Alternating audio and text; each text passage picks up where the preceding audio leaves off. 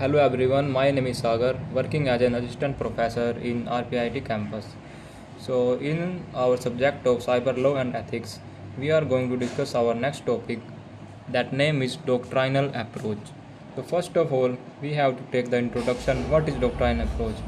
So, doctrinal approach is a traditional method of legal research and interpretation.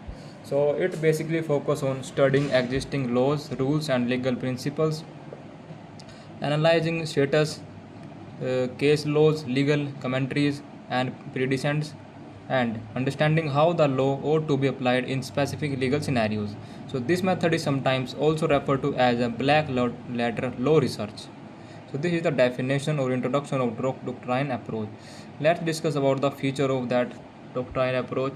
So, its feature is it is text based. So it's mainly focused on the legal text like constitution, acts and regulations. Structure it follows a logical hierarchical study of law. It is judgment oriented like it relies heavily on case law and judicial interpretation. And fourth is static view. It does not always account for dynamic changes in society or technology. So these are the features of doctrinal approach. Our next is process of doctrinal legal analysis. So how we analyze this method? First of all, we have to identify a legal issue like online defamation. Second, we have to collect legal sources like statutory laws like IT Act, IPC Act, etc. and judicial decision and case laws, constitutional provisions. Third is interpret and analyze those sources. Fourth is apply legal doctrines to evaluate rights, duties, and liabilities. How let's discuss the importance of doctrine approach in cyber law. So even though cyberspace is evolving rapidly, the doctrinal methods still serve important purposes, like it ensures legal certainty and predictability. Like cybercrime cases still rely on precedents from past rulings. It helps in understanding existing framework like Information Technology Act 2000, Indian Penal Code section applied to digital crimes, Supreme Court ruling on online freedom, privacy, etc. It builds a foundation for further legal interpretation. Like judges and laws use this approach in court to argue and decide cyber related matters. There are some criticism and limitations of this doctrinal approach, like it is rigid, like it may not adopt well to new digital phenomena like metaverse, AI, etc.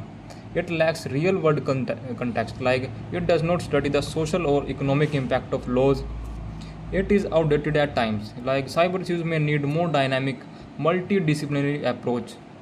Fourth is limited to what is already written, so it does not evaluate or question deeply held assumptions in law.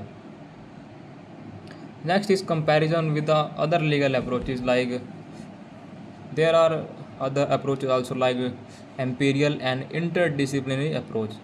Like doctrinal approach it basically focus on legal text and interpretation, while imperial approach focus on real world data and behavior.